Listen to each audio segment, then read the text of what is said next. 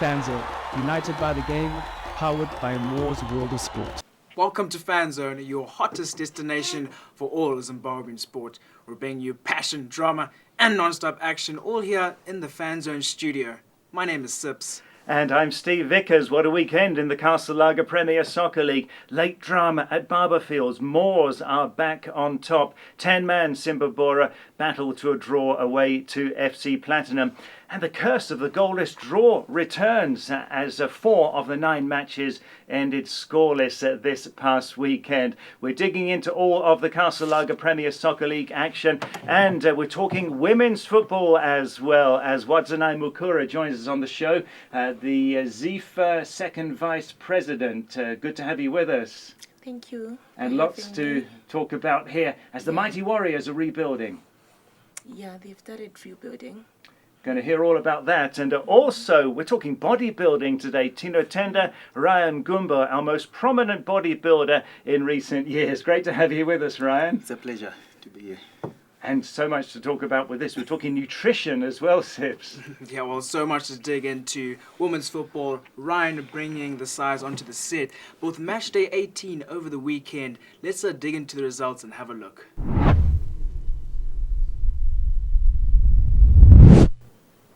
Match day 18 happened over the weekend, but unfortunately there was some tragic news coming out of FC Platinum. Steve, tell us what happened and give us a rundown. Yeah, Brian Banda very sadly passed away on Sunday, the FC Platinum midfielder, a Highlander's son who really built his career there.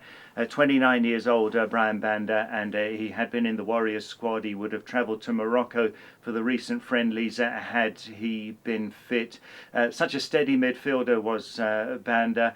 He passed away near Philabusi in a road accident as he was travelling from Zhishavani to Bulawayo. And we never know where he might have gone. He might have suffered from the international suspension that we had. He never got to move outside of the country, but it's so tragic to hear of the passing of Brian Banda, and our deepest condolences to family and to friends of Brian Banda. I was at Rufaro Stadium on Sunday for the Caps game. The news was given to Adrian Silla, who's playing for Green Fuel now. They were together at Highlanders, and Silla was absolutely devastated after the match when the news was conveyed to him. He was so distressed, and deepest condolences to family and friends of Brian Banda. So it's never easy hearing about tough news, tragic news. But before then, there was the game between FC Platinum and Simba at Mandava Stadium. And going into that match, Simba definitely were the hottest team out there, and they were on a hat-trick of wins. They just climbed to the summit of the table, taking down Moors, who've been there for quite a while. And they're up against a side which has been unbeaten. And nonetheless, they still remain unbeaten, suffice to say. They still remain unbeaten. But Steve, tell me, your thoughts about that game and what you think of the results. Yeah, could have been 3 points for FC Platinum. Should have been, really. If they had, that would have reduced the gap between them and Simba to 4 points, and they would have been bang in the title race. Interesting game. Carlos Mavurume sent off 5 minutes into the second half. A second yellow card for him for Simba, but actually it deserved a straight red card. It was a studs up challenge. Then Tando Ngwenya poked in from 6 yards out to put FC Platinum ahead. Probably his last move for FC Platinum, because he's going to be moving to South Africa, most likely during the course of this week, to Amazulu. He's been playing so well, has Tando Ngwenya. But Simba they fought, and it was Ishe Mauchi, the tall defender, who headed in the equaliser late on. So a really good game that was. A big point for Simba. Yeah, Steve, we always talk about teams that can win, the teams that make themselves stand out. What also defines a good team is a team that's able to salvage a draw when they're down. Mauchi stepping up for Simba, and that's why I think they're still able, to remain one of the top teams, and the preparation again for the CAF is going to go well, I reckon. Yeah, definitely. Coach Joel Lupatha was happy with the point given the circumstances there. I think FC Platinum are playing really good football. I wouldn't discount them. They could still mount a charge in this second half of the season, so it's really interesting. Yeah. Well, the unbeaten streak continues. Not even Simba have been able to do so on that second leg. But also over the weekend, we had the Highlanders and Moors go head-to-head at Barber Fields. And it was a late goal for Moors FC, or Salif Chair, in the 88th minute to put them 1 goal ahead in the lead. Yeah, what drama. And it was a great run from Wilson Mensah, the Ghanaian who joined Moors at the start of this season. Good cross from him, put in by Chea, who also got the winner in the reverse fixture against Highlanders. The Highlanders fans were really disappointed. Ryan is a Bosso supporter. Hey, this one hurt, huh? Yeah, it was a bit of a stressful day, for especially to see new teams like Moors coming into the league and causing a lot of, distress to big teams like ours. But we thought we had managed to get a draw, but unfortunately these guys came out on top of us. Yeah. And, also, we spoke earlier to you before, and you're a big fan of Kayindu, but, he has been sacked and replaced. How do you feel about Kayindu no longer being the head coach? For soccer teams, it's been something that has been happening, for a lot of teams where there's no performance, no results. The people tend to fire arms on the coach. But for me, I do believe that there has to be some time of to give them a chance, Bad results, they do come to every team, They could be a bad run, but we always have to be positive and hope for better games to come. So I still think Kayindu still needed a bit of time to actually get to do his best with the team. It's not like he was a new person. He's been with the team for quite some time now.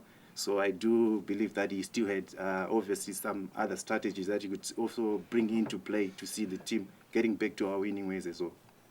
Yeah, well, words are from a Bosso fan and also the bodybuilder. But, Steve, it's not just the PSL we focus on. There's also Division 1, which is normally the feeder into the PSL. But give us a rundown as to what is going on in the Division 1.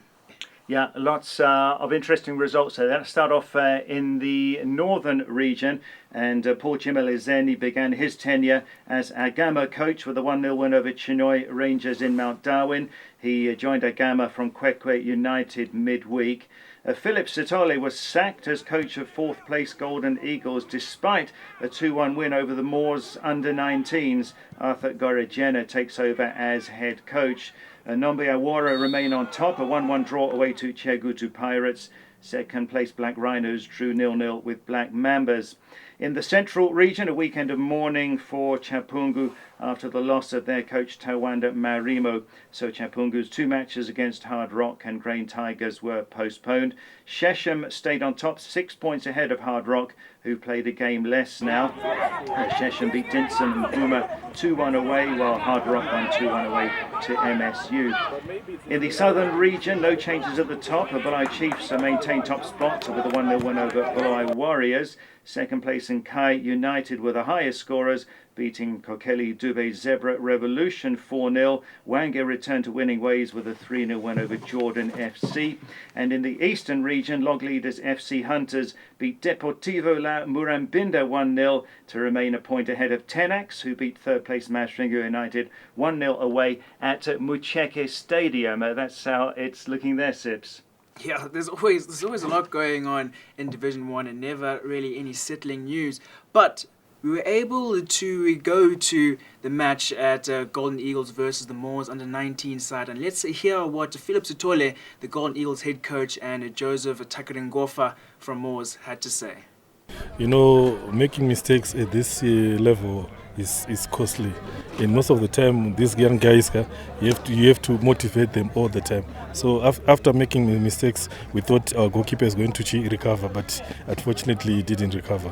We've got powerful shots from my defenders and from the attacker. We usually train, we call it zone 14. When you're in zone 14, it's a zone that you take a shot most of the time if you are free. Yeah, well, it's funny hearing those words from Philip Sitole. Just a day later, he would be sacked for having a poor string of results, despite the win though over Moors FC. So, football, it's a tough game, and you always have to be on your toes as a coach. Yeah, Golden Eagles ambitious. They've never got that promotion that they've been chasing over the past several seasons now. A coach winning a game and getting fired doesn't really make sense, but they had been struggling in recent games, and yeah, that's football. Yeah, it is football. But Steve, let's now start to take a look at what's happening in PSL on match day 19 and looking ahead.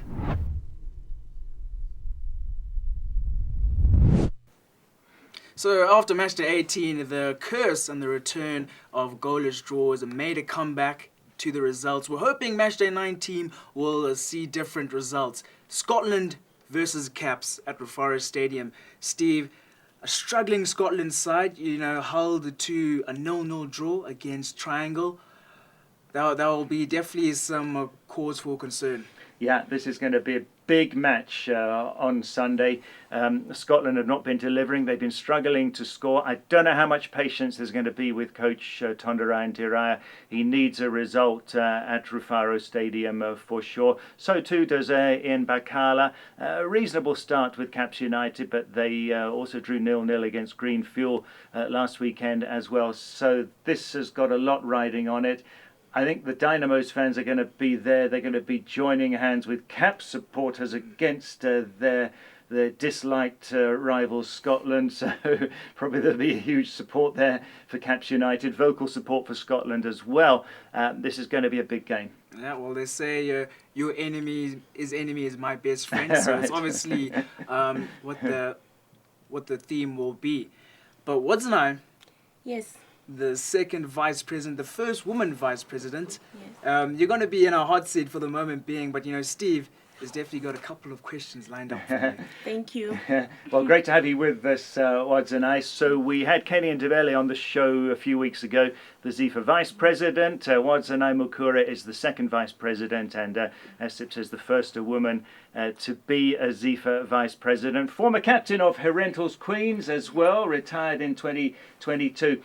So for the Mighty Warriors, it's our beloved team. We love the Mighty Warriors so much, but it hasn't been the best of times of late. The Women's Africa Cup of Nations kicks off in Morocco this coming Saturday. Zimbabwe not there because we couldn't take part in the qualifiers. We were under the FIFA suspension from international football at that time. We had the COSAFA Cup for women last year where we didn't do well. We lost to Mozambique. That saw us failing to get out of the group stage. So, Wadzanai, where would you say we are right now in terms of women's football? Okay, I would want to say that we are at a stage whereby we are rebuilding the game in full, because we've been facing challenges whereby we were keeping on recycling probably the more the same type of players, and it had everything to do with governance within women football. So we are at a stage whereby we want to rebuild from the foundation going up, because we believe there's a lot of talent out there that can actually fortress what we have already, because in Zimbabwe there is so much talent that is scattered around that we need to identify. Okay, the Mighty Warriors have given us the best of times, going to the Olympics in 2016. I remember that day at Yes. Rufaro Stadium when we qualified, when Yes. we beat Cameroon. Incredible day that was. Are we able to get back to those heights? 25 years ago we were among the top 4 teams in Africa, semi-finalists at the Women's Africa Cup of Nations. Can we get back there? I'm very much optimistic that we can go back to the glorious days, because we are very much committed as an association to make sure that we reshape again the women football.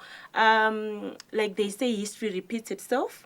I think it's been, in 2026, it will be a 10-period span. Right. And there's nothing that can possibly stop us from regaining those glorious days if we go in line with the strategy that we want to put across for women football, because it's going to take on a new face altogether. So 2016 we went to the Olympics. 2026, 10 years later, we can expect something good. Yes, definitely. You had the FIFA delegation in the country recently working with you. What sort of things were addressed there? Okay, we had the privilege of having a FIFA representative who took us through what we call our women football stakeholders engagements, which we did in all the regions. We started off with Northern region, Central region, Southern and Eastern region to finalize the whole process. We were getting ideas from critical stakeholders who are very much versed in women football, and those ideas are going to assist us in formulating a robust strategy which will help us shape women football in the direction we want it to go. So we are, hopefully everything being in line, we are looking forward to launching it in September. And then when our strategy is ready, I know it's going to gain a lot of interest, even with the sponsors that we were and partners we were looking forward to having within women football. Give us one or two of the key things that came out of it. Okay. Of importance was the issue of capacity building. We need to capacitate our administrators. We need to capacitate our players. Then there was an aspect of making sure that we develop the players pathway from the grassroots level up to the elite level, because as it is now, we do not have proper structures within women football.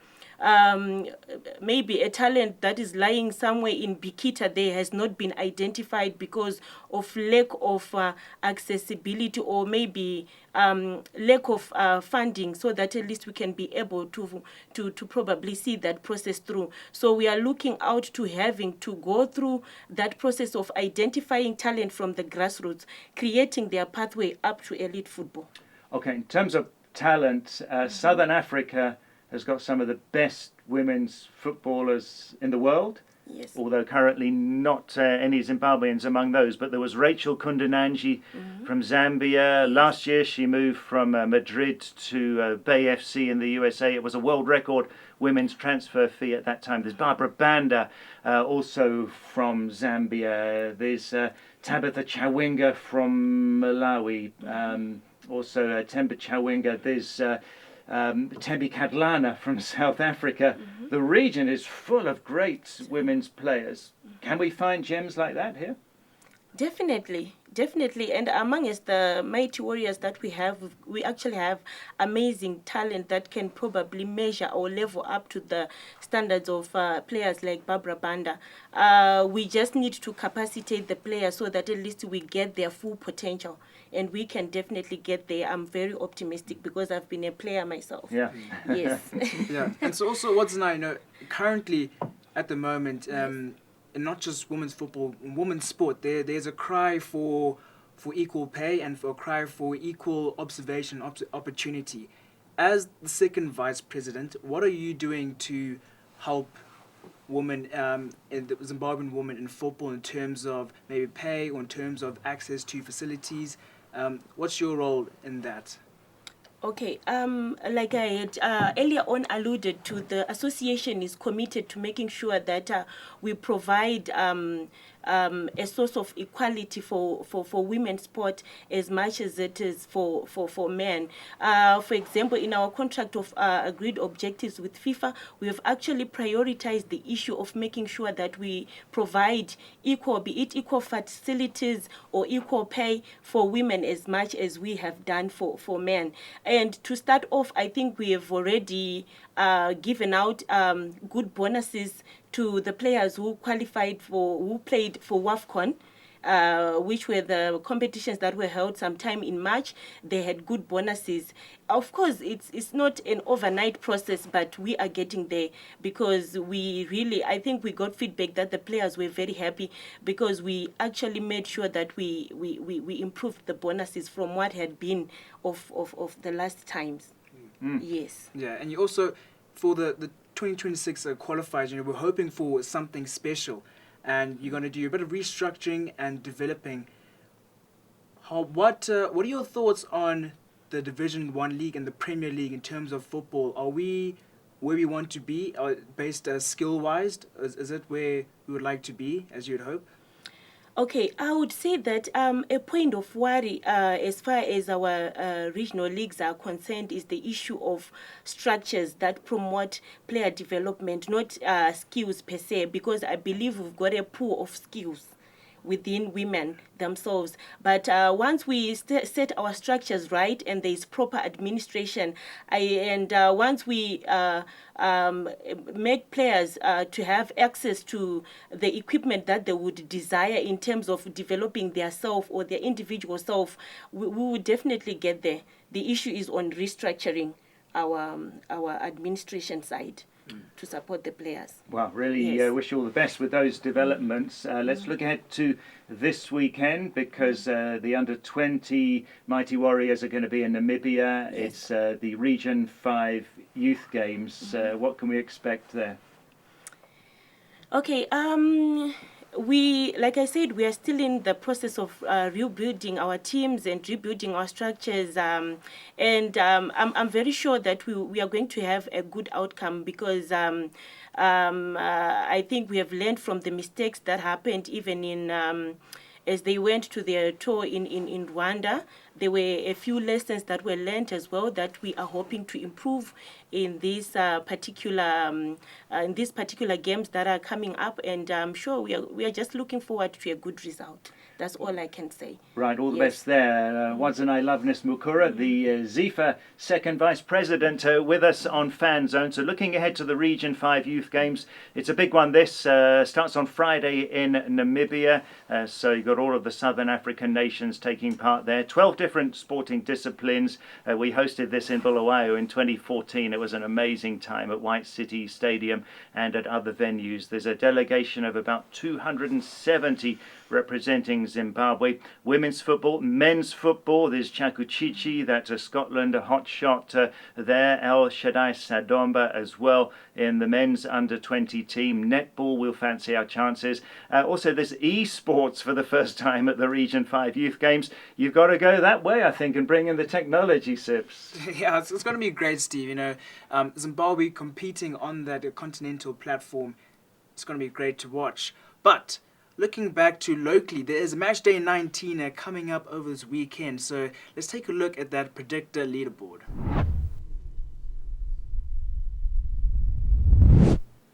Predictor Update is here with us after match day 18, and not much has changed. The top four remain pretty much exactly the same. We do have a second visit from Vivian, who's come in from 13th, currently sitting in 8th. So a great job to that person. Teacher One again finds their way back into the top 10. And Madio 4 moves into 5th. So top 4 stays unchanged. Simba and Icon still battling it out. Currently just 6 points between the two of them. Oof. But Steve, it is definitely heating in that predictor. Top 2 always alternating. How did you feel about this weekend? You know, I had a good prediction. I thought it was going to be goalless, Triangle and Scotland. So I think an easy prediction at the moment, given the lack of goals, is just going 0-0 if you're not sure. That's my current tip. Well, it definitely seems to be the current tip. But speaking of our top 2, we also have been able to get in contact with them, and they've shared just a couple of encouraging words between the two of them and some friendly banter. So let's take a listen as to what they have said. Hi, Fanzone guys. Thanks for reaching out. And Simba, congratulations to you on taking the top spot. I'm looking forward to see how this competition unfolds. Shout out to you, my guy. Hi guys, my name is Simba and I'm the current leader of the PSL Zone Predictor. I just want to say, keep playing for a chance to win amazing prizes, PSL Fanzone, and shout out to Icon. Well, yeah, that's match day 18 predictor wrapped up. Match day 19 coming up. Do not forget to place your predictions. Simba, can you hold on to that tight, that top spot of number 1? Icon 505 is close and on your tail. But everyone else also have a good time on there. Private leagues also open, friendly sparring rights, and a bit of brags to have. But let's now look to beyond the pitch, where we're going to talk to Tinotenda, the bodybuilder.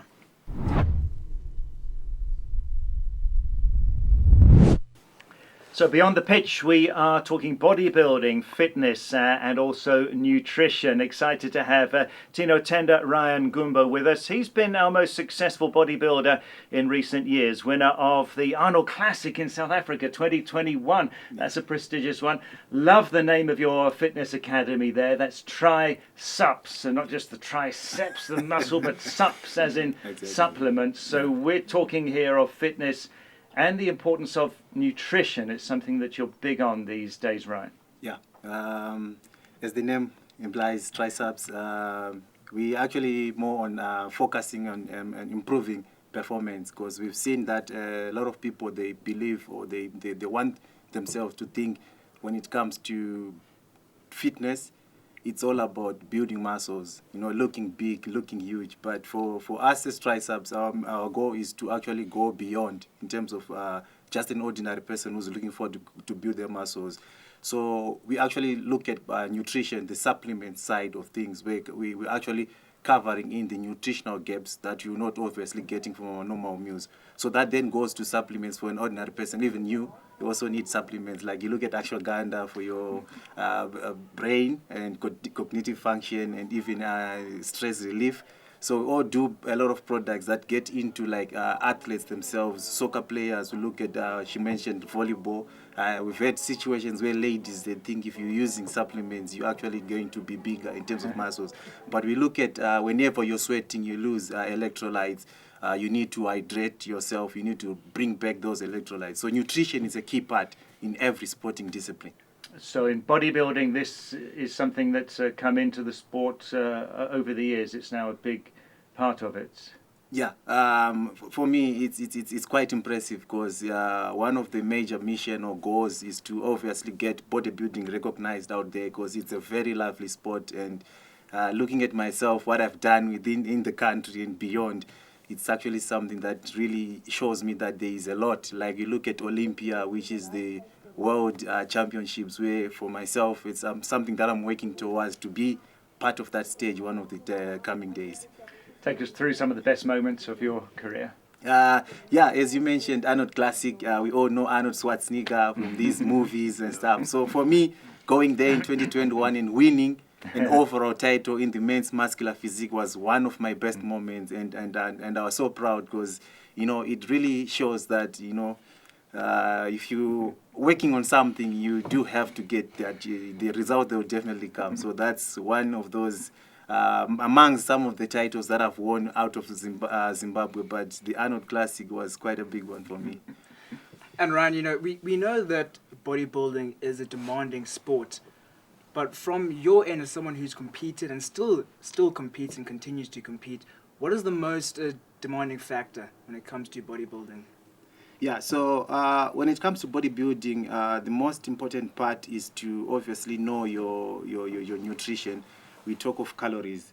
So one thing that's obviously the main goal is to try and develop your physique to build the muscles. So we're looking at someone who's just eating regular meals. Like you see a lot of people, you do a breakfast, lunch, and supper. But for bodybuilders, the demand is more, because you're not just going to build muscles from ordinary meals. So once we calculate the calories, you now have to look at how much protein you're going to be taking a day. For example, myself, I need a minimum of 200 grams of protein a day. And if you're looking at an egg, one egg, it's like 5 grams of protein. So if I'm going to be eating eggs, I'm sure if you had bodybuilders saying I'm eating 30 eggs a day, it's something that's then brings up the pressure on the pockets, because it's quite an expensive sport in terms of the needs. For example, protein, you need to be eating things like chicken breast, you need the eggs, you need steak. So all those add on to the pressure, making it one of the most expensive and challenging sport, because you obviously have to be very precise in terms of your nutrition, your caloric needs, making sure your body goes beyond the caloric mark, so that you actually ensure that you're building muscle. So we look at now supplements from triceps, where they're meant to assist bodybuilders, but they do come with a price. You look at whey protein itself, it's quite expensive. If you look at one tab, it's like $30. So for bodybuilding, I would say it's quite an expensive sport, but that has been one of the hindrances to a lot of guys, because it's still one sport that obviously a lot of youth out there in the ghettos, they really want to do bodybuilding and get to compete and go out of the country, but it's challenge to get to reach the nutrition side of things. Training is quite easy. You can get to the gym, you can train, but now to supplement and make sure you're eating enough for the body to build muscles is what then becomes a problem. Yeah. So it's definitely one of the harder sides, the financial aspect and the nutrition and dieting. Yeah. But you have been able to keep up with that. And with that, you've competed in competitions locally, the Varume and the Men's Classic, and also in South Africa and the continental level. Where have you found the most competition and found that where you were most tested? Here in Zim or when you were in South Africa in that Arnold Classic? I'll say, for a lot of athletes, it's about the breakthrough. That has always been the challenging moment, if you're someone who's coming, for example, like from, the ghetto, getting to get into the, local good gyms, trying to find your way up the ladder. So that has been one of those challenging moments where you now have to, win local shows, because you can't just go to compete outside the country. You have to actually win. So for me, winning the Mr. Zim title in 2019 was also one of those moments that I actually got to experience some tough times, because I really had to fight. It took me some time, trying to battle with those that have been winning until I then won the title in the 2019, which then enabled me to go to the Arnolds. And from the Arnolds, then opened other doors to go for even the NPC, the African Pro Qualifiers, which then, avenues opening up. But starting from Zimbabwe, winning a show in Zimbabwe, there is some guys who are doing it out there. So sometimes you have to obviously be the hardest worker in the gym. You have to bring out the best so that people know. So when I won my Mr. Zim title, I think that is what then make the significance. Well, and give us a word on the ladies, because we've had female bodybuilders since we ever started. It's quite impressive. If you look in the bodybuilding circles, we've had quite a number of successful ladies with Regina.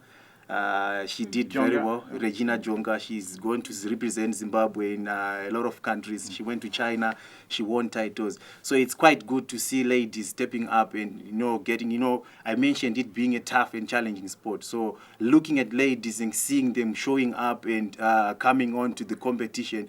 I remember in 2014, Triceps, we hosted the Zimbabwe Novice Bodybuilding Championships, where we actually had more than 15 ladies that came up to compete on that show. It's something that really shows that, ladies, they're really interested. And for me, as per someone who's also into helping people to understand about nutrition, supplements and training, to see ladies getting to come up and understanding the significance and importance of supplements, it's something that really is quite impressive. Because, if you go out there in the first world countries, supplements, they're like a day-to-day lifestyle there, because they are just meant to fill in the gaps within your nutrition. So if you go out there, you see people that are using zinc, magnesium. If you go to a doctor and they diagnose and find that you need maybe to increase your zinc or your magnesium, you can just go to Triceps or any local supplement show where you buy your supplement. So seeing ladies understanding those parts in terms of nutrition and the training itself is very impressive. Okay, what if I'm not a pro, I'm just an amateur doing sport for fitness, going to the gym or playing football or running? What do I need to know about supplements, and do I need to talk to an expert or a coach? Yeah, it's very important to obviously have someone who actually helps you. Like, for example, at Triceps, we have qualified nutritionists, people that can obviously have to get to sit down with you and talk to you in terms of educating you about the importance of supplements. Because supplements, we do need them, because there has been a misconception amongst a lot of people. They think supplements are steroids, whereby they are not even steroids. They are dietary supplements. You look at whey protein powder, it's made from milk. We look at most mass gainers, they're made from things like waxy maize, cream of rice. Those are just the day-to-day food that we eat. So for a person like you who's obviously doing your fitness with all head of creatine, Creatine is one of the most studied supplements out there, which goes beyond the bodybuilders. It just works to a normal person who's living their day-to-day life, busy schedule out there. It's going to help you boost your cognitive function. It helps you with your restoring your ATP stores, making sure you've got the energy to wrap up or go through your day. We will talk of supplements like ashwagandha. It's not for bodybuilders. It's like for someone for just your long day, longevity, your day-to-day wellness. So there's quite a lot of supplements that people that don't really do bodybuilding can be using. We talk of multivitamins. The body needs multivitamins. You need to make sure that you've got all. Because sometimes, when you fall sick, there's so many times when you've gone to the doctor and you've been told you're deficient on this micronutrient and you need to supplement. So it's very possible you need supplements to actually get you through your day-to-day activities. Inspiring. I could be a new man, Sips. Yeah, you definitely could. But Tino, back to your career. So you have triceps. You're also still doing bodybuilding. What's your next competition that's coming up? So for me, one of the major goals has been to keep on inspiring other guys. You look at the youth, making them to see that the bodybuilding is also a lifestyle. Because, it's a very wide industry where there is a lot of things to do. You look like personal training, you look at bodybuilding itself. And for me, I've been doing shows as well. Despite being a qualified personal trainer, I've been doing a number of shows. Looking at this year, I'm going to start off. I've been off the competition. Last year, I took a break. I was at school in Cape Town. This year, I'm looking forward to come back on the bodybuilding stage, starting off with the Zim Nationals. I'm looking forward to retain. When is that? It's coming in sometime in November. That will be on the 27th of November. After the Zim Nationals, I'm also going to South Africa, where I'm going to compete at the NPC, the National Physique Committee, which will be the African Pro Qualifiers. Because I'm also fighting and I'm also working hard to actually be the first Zimbabwean to attain the IFBB Pro card. So it's something that I've always been fighting for, and I'll keep on fighting until it happens. Yeah, that would be a great result. Yeah. And you also mentioned earlier Mr. Olympia, which is the top stage, the top level. Yeah. From here, what is your next step in order to achieve that goal? What's the process in order to get to Mr. Olympia? Yeah. So to get to Olympia, you have to go with to the show I just mentioned, the one I'm going to in December, which is the Pro Qualifier in Cape Town. For you to be able to compete at shows like the Mr. Olympia, you have to earn your Pro card. So Pro card, you have to go at a Pro Qualifier show where you have to place first, you become the overall winner, and you can attain your Pro card. Once you get a Pro card, you then go for Pro Qualifier shows. You're now competing with other pros from around the world, where you can go to USA and compete at a pro show, and that could obviously then earn you an entry to compete at Olympia and be with the best in the world. Yeah, well, it sounds very exciting. And you've got your competition coming up in November. We wish you the best for that. You also got triceps on the side. Exactly. Sounds like it's booming. Definitely educating a lot of people. Steve, I don't know, what do you say? Should we try a session, a gym session with Ryan here? You should join me, guys. Yeah, well, great insights. I mean, it's wonderful work that you're doing there, and this science that's coming into sport more and more is just so fascinating. Yeah, there definitely is an aspect. Bodybuilding is really a scientific sport. I think it gets overlooked. I think the conception is that people just hit a couple of bench press and inject themselves with steroids, but it's definitely something to be interested in. I'm sure Wadzanai would say women's football as well. This is another aspect, isn't it? Yeah, definitely. All of this, Definitely. I think we need to consider that because we need that physique for our players to match up, a lot of players to match up the likes of Barbara Banda, etc. I think we need you on board in women football. What you're dealing with could be of immense value to strengthening and conditioning our players, which is what they definitely need, so that at least they can equally compete at international levels. Wow. Yes. Tinotenda Ryan Gumbo taking us beyond the pitch. Amazing insights there into bodybuilding and the importance of supplements in sport in general. Yep, so let's take a look to Rumours and Rubbish.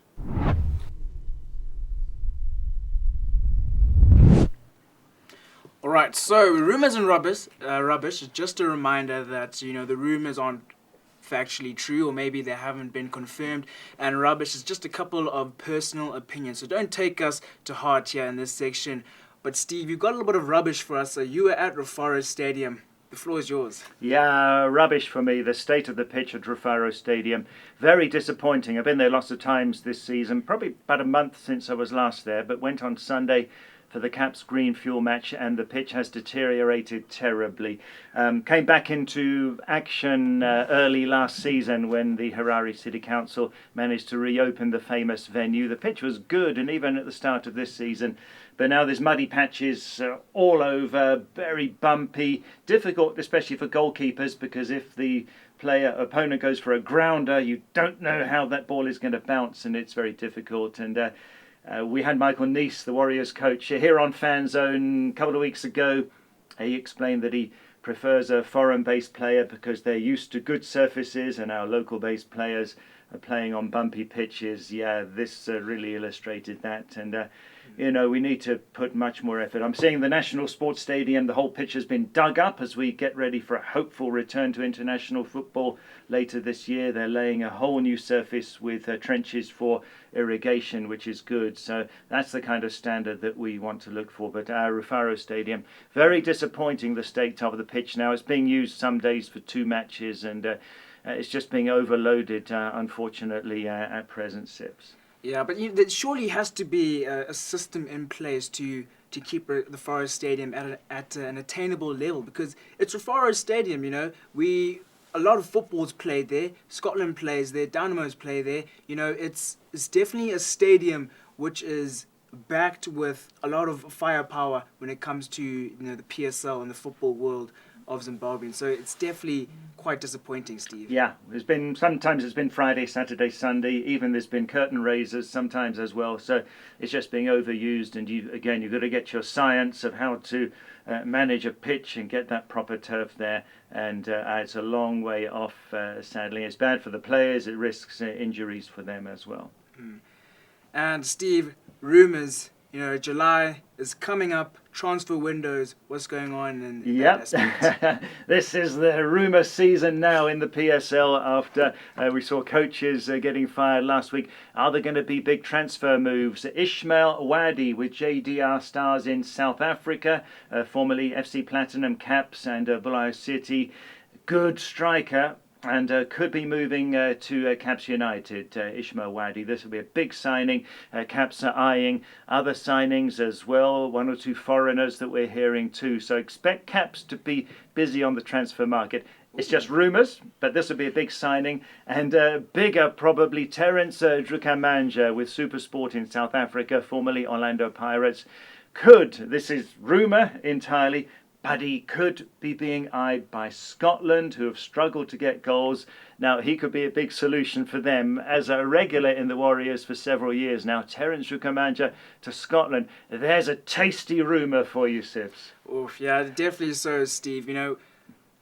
Caps have to also be careful, though, with buying too much firepower and too many external players, because we've seen teams struggle with that. Yes, they have the players, but sometimes it does mess with the team chemistry.